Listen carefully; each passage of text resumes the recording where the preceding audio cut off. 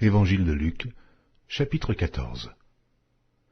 Jésus étant entré un jour de Shabbat dans la maison de l'un des chefs des pharisiens pour prendre un repas, les pharisiens l'observaient. Et voici, un homme hydropique était devant lui. Jésus prit la parole et dit au docteur de la loi et aux pharisiens, « Est-il permis ou non de faire une guérison le jour du Shabbat ?» Ils gardèrent le silence. Alors Jésus avança la main sur cet homme, le guérit et le renvoya. Puis il leur dit, « Lequel de vous, si son fils ou son bœuf tombe dans un puits, ne l'en retirera pas aussitôt le jour du Shabbat ?» Ils ne purent rien répondre à cela. Il adressa ensuite une parabole aux conviés, en voyant qu'ils choisissaient les premières places, et il leur dit, « Lorsque tu seras invité par quelqu'un à des noces, ne te mets pas à la première place, de peur qu'il n'y ait parmi les invités une personne plus considérable que toi, et que celui qui vous a invité, l'un et l'autre, ne vienne te dire « Cède ta place à cette personne-là ». Tu auras alors la honte d'aller occuper la dernière place. Mais lorsque tu seras invité, va te mettre à la dernière place, afin que, quand celui qui t'a invité viendra, il te dise « Mon ami, monte plus haut ». Alors cela te fera honneur devant tous ceux qui seront à table avec toi. Car quiconque s'élève sera abaissé, et quiconque s'abaisse sera élevé. Il dit aussi à celui qui l'avait invité, « Lorsque tu donnes à dîner ou à souper, n'invite pas tes amis, ni tes frères, ni tes parents, ni des voisins riches, de peur qu'ils ne t'invitent à leur tour et qu'on ne te rende la pareille.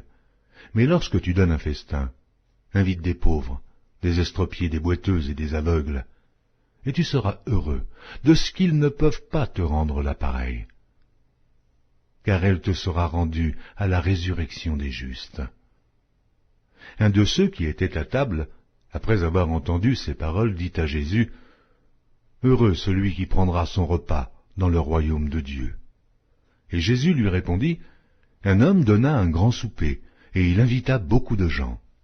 À l'heure du souper, il envoya son serviteur dire aux conviés, « Venez, car tout est déjà prêt. » Mais tous unanimement se mirent à s'excuser. Le premier lui dit, « J'ai acheté un champ et je suis obligé d'aller le voir. Excuse-moi, je te prie. » Un autre dit, « J'ai acheté 5 paires de bœufs et je vais les essayer. Excuse-moi, je te prie. » Un autre dit, « Je viens de me marier et c'est pourquoi je ne puis y aller. » Le serviteur de retour rapporta ces choses à son maître.